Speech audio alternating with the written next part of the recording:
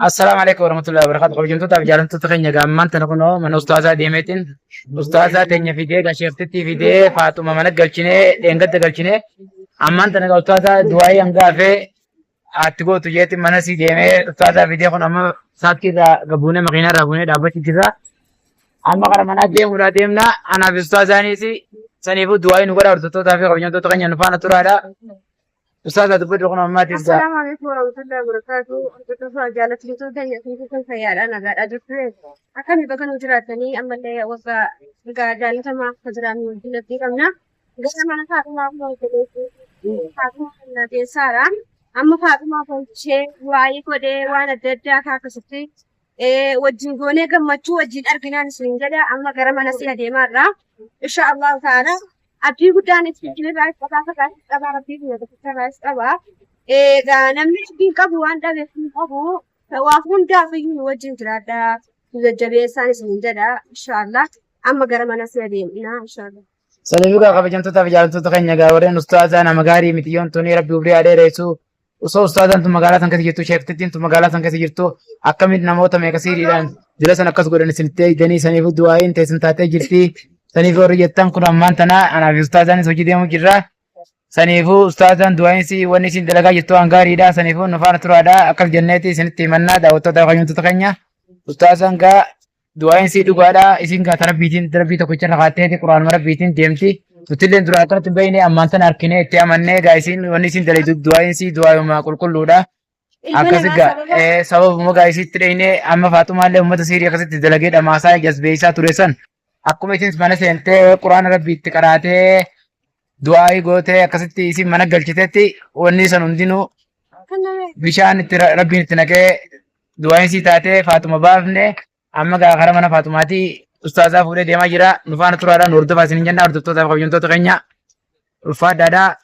Akkuma gaa du'aayii warra jettanitti fuudhi furmaatee bira geessii warra jettanillee micciyoo tana ustaazaa tana fuudhi furmaatee geessii Ibraahim jettanii turtanii. Ustaaza furmaatees iftuudhaas nama cufaa isii fuudhee tubaan geessee baasa. Saniifuu isin du'aa inni bira dhaabbadhaadha. Amma Faatumaa irra dhayinee manasitti du'aa itti goonee obboleettii xiyyaa achi booda karaa iftuu deemna. Iftuus birraas waliin dheeraa jetteeti waadaan hagaltee jirti. Amma kana booda iftuudha deemna. Du'aa godhaadhaa iftuus ni baafna inshaallah. Amma mana Faatumaa deemaa jirra mana obboleettii xiyyaati. Ustaaza ilaalma damma. Akkasii kun gara mana si dhiyaannee jirra.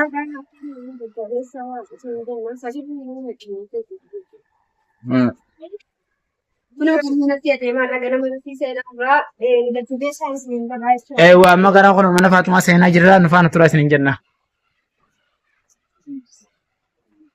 Seen ustaaza qottu.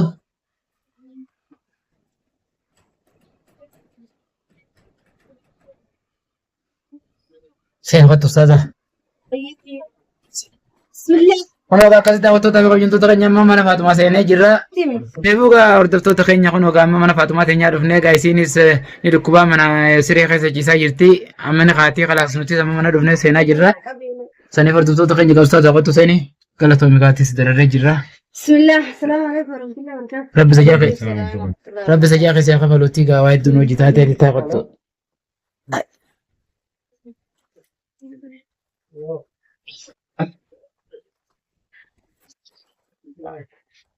Saniifuu gaa kun amma mana Faatumaa seenne gaa'ee mana Faatumaa jirra diiwaana jirra.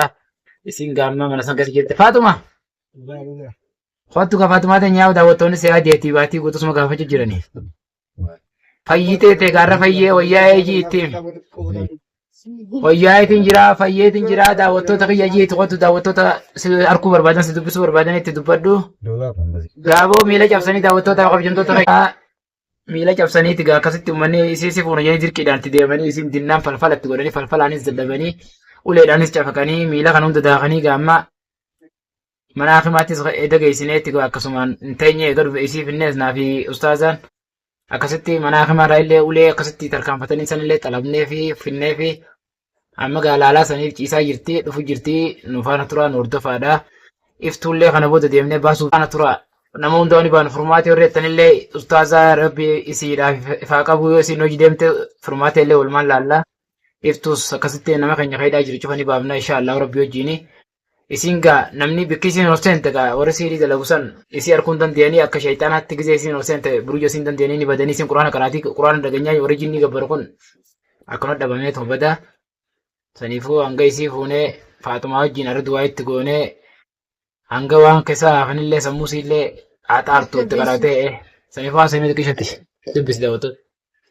Akka nagaa jaalatamtoota keenya hordoftoota keenya kanan jedhaara inshaallah waan jiru hunda waan rakkoo jiru hunda hin furmaata gaa ilma namaa sababa hin hiikna kanaafiyyuu rakkoon qabu inshaallah nu wajjin jiraadhaa nu jajjabeessaan isin jedhaa Faatumaan amma hin dhufaatti gara mana sireesii algaasii ciisaatti. Akkuma obboleessisii jedhee badaa dhukkubsataatti miillillee ammallee hin fayyine naasuu amartii siirii katti kaayanii wal qabatee naasuu saniin osoo fiidduu kuftee miilli kun kan cabeefaa jira. Inshaallah akka nuu fayyitullee du'aayii nu godhaa waan hundaamiyyuu du'aayii nu bira dhaabbadhaan isheen jedha. Faatumaan amma dhuftuu wajjin jiraadha. Faatumaas bee ustaadhaan dhuftee jirti.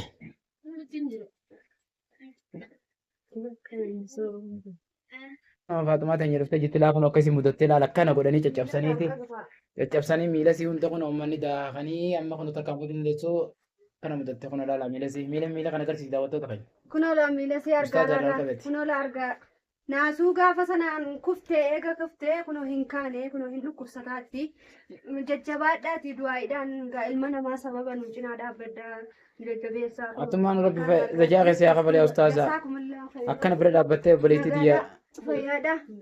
Obboleettii biyya naa baasuu keetiif galatoomii ulfaadhu ustaazaa teenya na bira dhaabbattee hedduudha na bira dhaabbattee galatoomii siin jaatii saniifuu gaa'iftuus ni baaftaa akkuma qabja rabbi siyaaf qabu amma takkittiin natti hafte iftuutii fi taa furmaateetii daawwattoonni keenya kana jiranii. Daqiiqaa misoqonditti kun fayyakuun itti baatii inshaallah kunoo Faatumaa kana jirti ilaalaan isin jedha kunoodha. Badaa dhukkubsataatti kunoo. Asumarra keewwadhu asumarra keewwadhu. Barinaaf na daawwattoota fayyada. Hin fayyite inshaallah. Dirqi nu yeroo jedhan kana godhanii barsiisiitti godhee dadhabnaan. Waa tokko wanti fayyadan hin jiru. Isaanumatti deebiti wanti balaa shirkiin uudii maarreen jaanii warri harka tumu hundiyyuu egaa sunnaan nabiyyi keenya babal'ate maashaallah. Akka ajaa'ibaa diiniin keenyaaf babal'ate. Daawwattoota keenya salaanfadhu meetummaa yaabaa fi rakkoo sirra dhuftee sitti himi rabbi keessaa si baasee. Akkam baroo jirtaa akkam jirtaa? Ustaazaa kana rabbi gaditti salaanfadhu. Salaanfadhu mee daawwattoota keenya kana hedduu rakkachuu jiranis ni wajjin. Assalamu alaikum warahmatullahi wabarakatuh. Daawwattoota fi hordoftoota keenya nama akka fuunechaa maan Oromoo marti bakka jirtanitti salaamtaan tiyya barreessee isin biraa geessuun jaa. Alhamdulillah rabbil alamin dura shukrii rabbiitiin galcha. Galatoomaa hedduu takka daawwattoota kiyya. Ilmaan Oromoo hundi akkana jaalatan isin arkeetiin jira wallaahi hedduu takka naaf ulfaadhaa naaf jiraadhaa. Maal jeetiin isin ibsa gaa? Gammachuu malee naasuun argine boonuti bismillaahiidhaan. Dubbaddu haasa'e gammachuu keessa kun hin bo'aatti dubbachuu dadhabaatti. Heerumaaf egaa namni gaafa rakkoo keessaa gara bal'ootti bee gammachuu fi naasuu adda wallaalee. Gammachuu keessa akka tokko taa'atti eega ibbartee iyyuu ani eessaan jira maaltu kana na godhee maaltu na cabse faa jettee hedduu jala hordofaa turte kan hunda dhiisii rabbii kee qabadhu.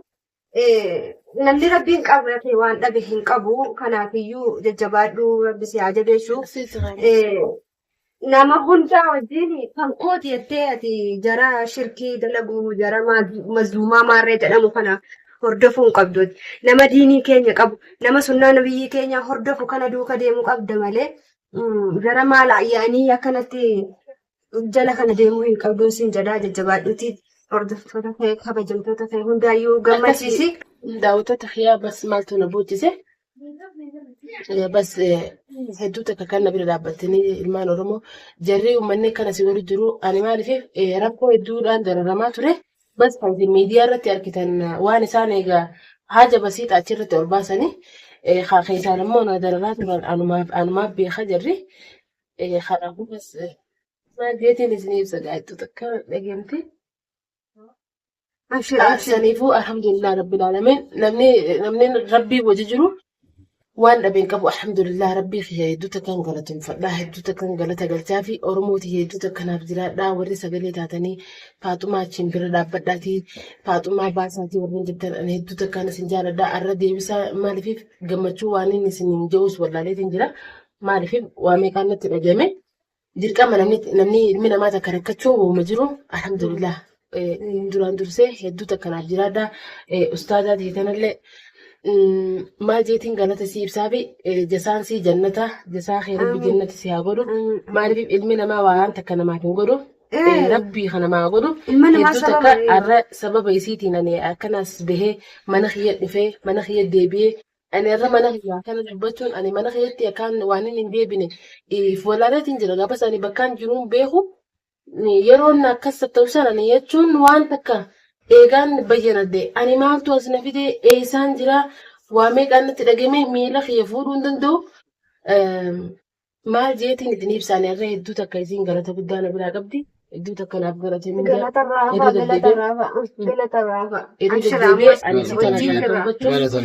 galatoonfachuudhaaf hedduu takka rabbii gaditti isii tanaan na baase haa jiraattu obboleessa kiyya akkasumas dararamaa ture kophaa isaa iftus sababni kun cufti kan uummata kanarraan kee yaa umar rabshaa tanaatirraan iftus illee dhabamsiisanii jiranii abshiraa isiillee ni baatii warreen koomantii jalatti furmaatee teenya biraas dhaabbaddaatanii akkasuma obboleettiin tiyas dararamaa jirti anis arrabee anis duraan akkuma tiisaniin turre arrammoo baree kanaaf deebi'ee mana kiyyatti haasaan kun waan guddaadha maaliif kanaafuu obboleettii teenyaas furmaates bira dhaabbannaa isis ni baasna kun obboleettiin teenya maatiin utaatee jirti rabbii wajjiniin haanuuf jiraattu alhamdulillah rabbil alamin anaaf rabbiin isii tan akkanas baasee fiidiyoo matii ilaaltee micoon san bilaashii midararamaa jirti jettee akkaataan irra wanni kun godhamte osoo ilmi namaatti hin dhagin qilleensarra ilaaltee Abrahaam barbaaduudhaan ifiif Abrahaam barbaaddee hin taasisu Abrahaamin dhuftee micoon tuni faaxumaa jedhamtu hedduu dararamaa jirti jettee isa dhiyaattee isa wajjiniin akkana maatii taatee dhuftee naa wajji dhaabbachuu ogeessa kiyyaa wajjiniin dhaabbattee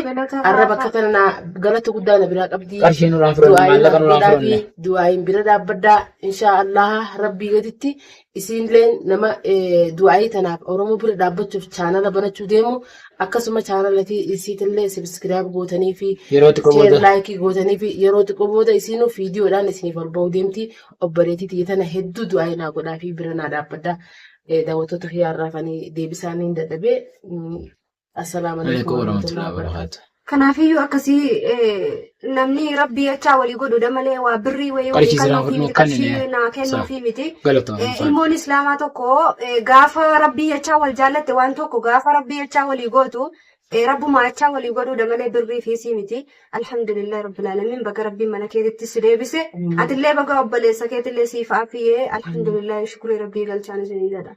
Amin amin galanni rabbii gadi kayti rabbii itti nuusee ol garsiisee qarshiidhaan nu lafaane rabbii acha hojii lafaatee rabbii jiruu ta'ee fi umurii keessatti badhaafaa fi jaalalaa fi duniyaa akhiraa rabbisee haa tolchu.